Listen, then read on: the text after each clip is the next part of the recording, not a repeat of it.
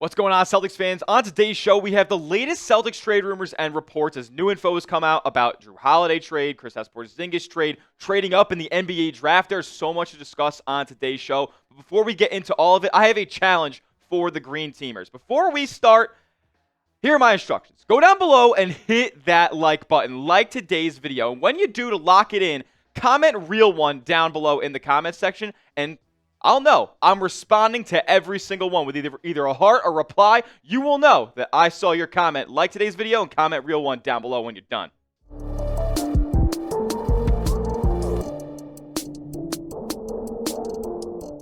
Let's hop right into it. A new report on Kristaps Porzingis, as according to NBA insider Jake Fischer, there is some reported interest, at least some, from the Phoenix Suns. This full quote from Fischer here. He said, "I've also heard that Phoenix has done some background work on Kristaps Porzingis, with Boston known to be exploring the trade options up and down its roster." And my instant reaction to this is, well, one, the Phoenix Suns are a second apron team. They can't just make a Kristaps Porzingis trade that really makes sense for them. They have a couple of mid-level contracts, but the money has to be literally identical if there's going to be a one-for-one trade here. So my brain kind of shifted to, is this how the Celtics get involved in a Kevin Durant trade, with that kind of being on the ropes here over the next couple of days, with some teams becoming finalists and Phoenix trying to get across the finish line? Could the Celtics get involved as a third team? Because, as we know around the league, trades are hard, and this offseason, I feel like a lot of teams are going to have to jump in as vehicles and receive some draft compensation potentially back. And we heard from Brian Robb a little bit ago that this could be a real possibility. Given Boston's need to move some excess salary this offseason, they certainly could try to work their way into a deal to help move secondary pieces. And this is talking about a Durant trade. So the other aspect, though, that is worth monitoring is naturally where Durant ends up. And that makes sense, right? Brad Stevens isn't necessarily going to get involved in a Kevin Durant trade if it makes a competitor in the Eastern Conference a whole heck of a lot better. Like, when you think about, the Miami Heat or Toronto Raptors, who have some reported interest, like, why would Brad want to help one of his biggest rivals and a team in his division? That doesn't make all too much sense. But there are a bunch of teams that are interested in a Durant trade, and there are teams in the Western Conference that seem fairly likely as potential destinations. Now, do we know exactly what the value of Durant's going to be? Do we know what the package is going to be? Do we know what the Suns necessarily really want back in this deal? No, not necessarily. But we do know that the teams that are kind of ahead of the pack right now, as far as where Durant wants to go, and the teams that the Suns are willing to negotiate with. Now, they've also said that they're not going to honor Durant's wishes. They're just going to do the deal that makes the most sense for the team. But that could scare a lot of teams off, with him only agreeing to extend with the Heat, the Timberwolves, or the Heat, the Rockets, and the Spurs officially. I could see him doing a deal with Minnesota as well. And then the Raptors have come in as a kind of surprise late addition, that they're kind of willing to move a bunch of different pieces to team him up with Scotty Barnes up in Canada. So with that being said, there is a real possibility the Steins get involved here and send Porzingis over to Phoenix. Now, if that's the case, and the Celtics are going to trade Porzingis and trade Jrue Holiday to get under that second apron and run back a core next season of Jaylen Brown and Derek White, well, the East could be wide open, and especially if KD doesn't come to the East Coast. So can the Celtics win the Eastern Conference next year? I'm trying to get the pulse of the Green Teamers out there. Yes or no? Let me know in the comment section what you guys think. It's wide open. Now we're going to talk about the Celtics potentially trading up in round one of the NBA draft. There wasn't too much on that Porzingis report, other than the fact that the Suns have some interest. Nothing's materialized yet, but it is something noteworthy. Now let's talk about Steins potentially moving up in round one of the draft. As we heard this from Grant Afseth on his NBA draft report that just came out. He said, the Boston Celtics, Oklahoma City Thunder, and Brooklyn Nets are among the most active teams exploring first-round trade-ups.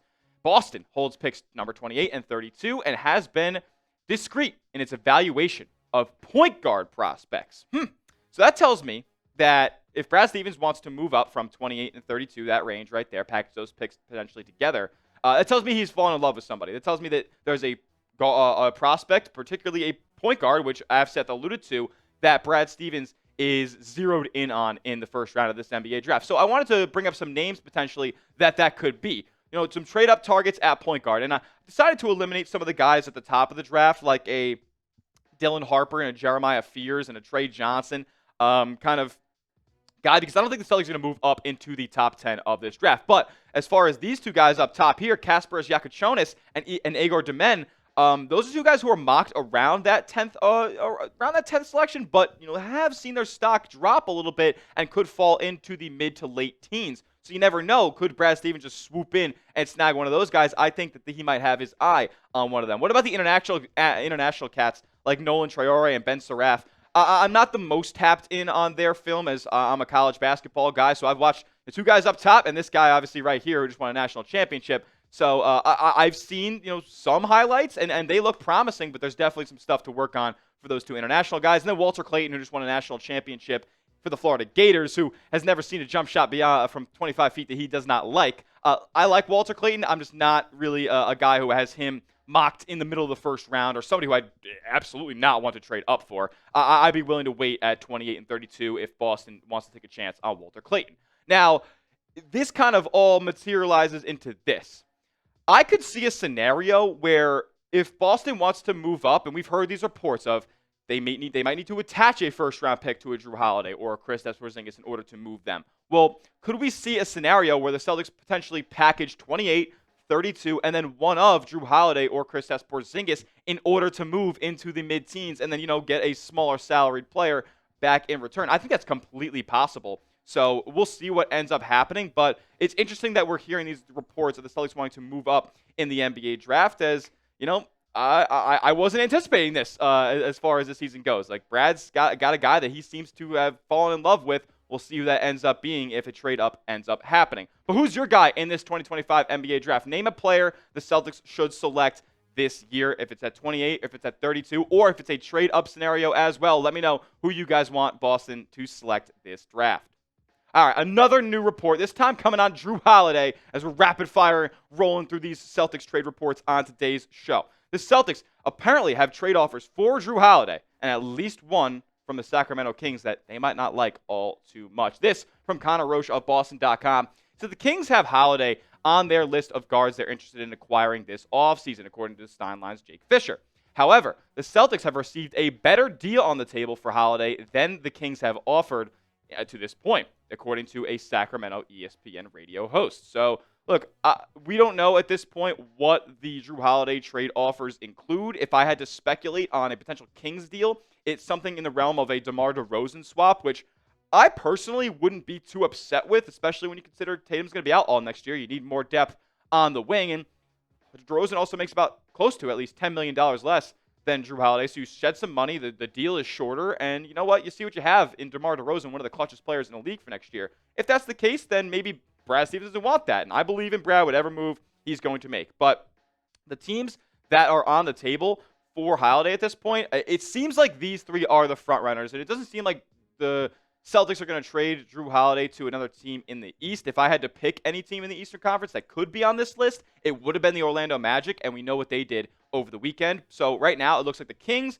the Clippers, and the Mavericks are the three teams that are on the Jrue Holiday trade sweepstakes front-running list. It looks like at least one more of these three, aside from Sacramento, has submitted an offer that is better than the Kings, so we'll see what ends up materializing. This could end up happening in the next couple of days. We're less than 2 weeks away from the draft, baby. And I think that kind of what I alluded to just now, the Celtics can get real value for their guys. It seems like the trade market is shaping up to kind of favor a selling team like Boston. There's a lot of teams in this league that think that they're 1 or 2 moves away from truly contending in this league for an NBA championship. And, I'm in a situation where I'm looking to get the most value back that I possibly can. So we'll talk about exactly why that is the case in just a moment. But first, I got to give a huge shout out to our sponsor and our friends over at Fanatics. Look, I know summer is heating up, but this is the perfect time to go get those fall and winter clothes right now because they are on sale. So go get hooked up with this fresh Celtics hoodie at this link right here,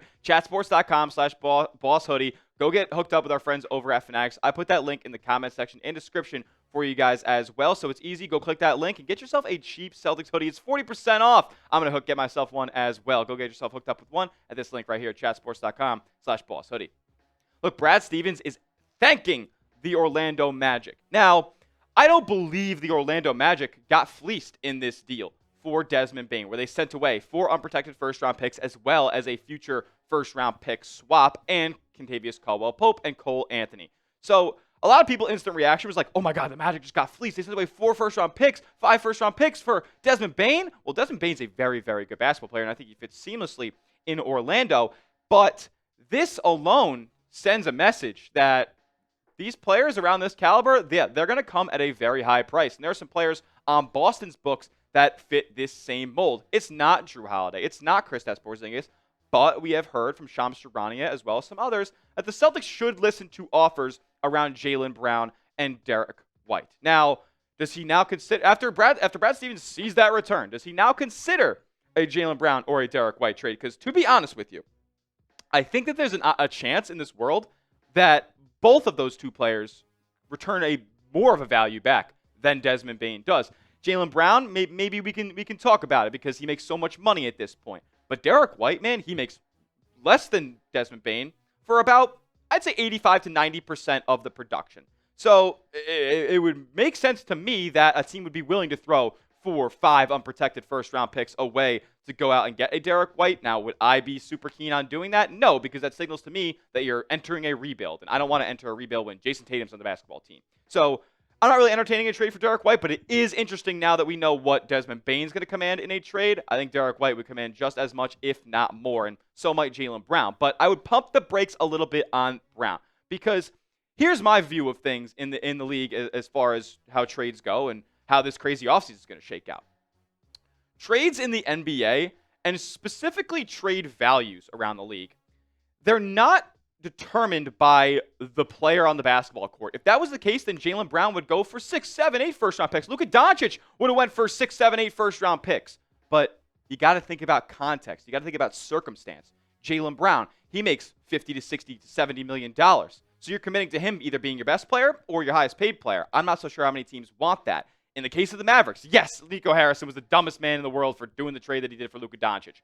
But there was real reasoning behind it. They didn't want to pay him the Supermax contract. They were concerned about his physical stature. So it's not just what can you do on the basketball court. It's how do you affect my books? How do you affect my future? And for a guy like Jaylen Brown, maybe there isn't much of a trade market because of that. But as far as the player that he's going, that he is, and as far as the player that Derek White is, they could absolutely see the same return that the Memphis Grizzlies got back for Desmond Bane, but only time will tell if the Celtics actually entertain any trade offers for either of them. If they had to, though, if the Celtics had to trade one of these two, and trust me, they're going to get a massive haul for either one of them, is it Jaylen Brown or is it Derek White? You type JB if you think you'd rather trade Jaylen Brown. You type DW in the comments if you'd rather trade Derek White. Let me know what you guys think, and make sure you are subscribed to the channel. If you made it to the end of today's video, that means you probably like the content that you saw on today's show, so consider subscribing. YouTube.com/Celtics TV. Go down below, hit that big red sub button. It's 100% free, and we're going to keep you guys tapped in with all the latest Celtics news and rumors this offseason. So we'll see you guys on the next one, and as always,